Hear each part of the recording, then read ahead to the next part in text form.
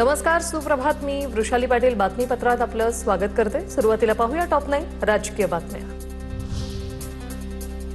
रोहित पवारांच्या अन्नत्याग आंदोलनाचा आज दुसरा दिवस. पंढरपूरच्या छत्रपती शिवाजी महाराज चौकात अन्नत्याग आंदोलन. शेतकऱ्यांच्या विविध मागण्यांसाठी रोहित पवारांचं आंदोलन सुरू. शेतकऱ्यांच्या कर्जमाफीत कोणत्याही अटी नाही. कर्जाची मर्यादा 3 लाखांहून 5 लाखांपर्यंत करण्यात आली. निवडणुका समोर नसताना सरकारने कर्जमाफी केली. मुख्यमंत्री फडणवीसांची स्पष्टोक्ती. कृषी मंत्री दत्ता भरणेंकडून रोहित पवारांना समोरासमोर चर्चेला येण्याचं निमंत्रण. तर जोपर्यंत सरकार आश्वासन देत नाही तोपर्यंत आंदोलन सुरूच ठेवणार, रोहित पवारांची भूमिका.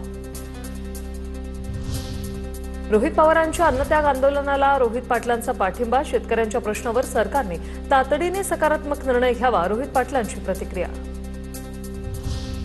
केवळ नाटक करण्यापुरतं रोहित पवारांचं आंदोलन. रोहित पवारांच्या अन्नत्याग आंदोलनावर गोपीचंद पडळकरांची टीका. रोहित पवारांना 1 ते 2 महिने आंदोलनाला बसू द्या, पडळकरांचा टोला.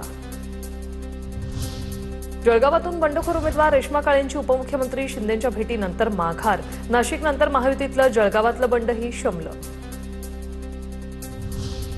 नाशिक विधान परिषदेच्या मतदारांची आज सहल. बंडखोरीनंतर आता नाशिकच्या निवडणुकीत हॉटेल पॉलिटिक्स रंगणार. नाशिकमधील मतदार आज ठाण्याच्या दिशेने सहलीला जाणार. काल नाशिक विधान परिषदेसाठी महायुतीच्या नेत्यांची एकत्रित बैठक. मंत्री बावनकुळेंची राणा दाम्पत्याला अमरावतीमधील कार्यालयाला भेट. बावनकुळे आणि राणा दाम्पत्यात बंद दाराआड चर्चा. विधान परिषद निवडणुकीच्या पार्श्वभूमीवर चर्चा, सूत्रांची माहिती.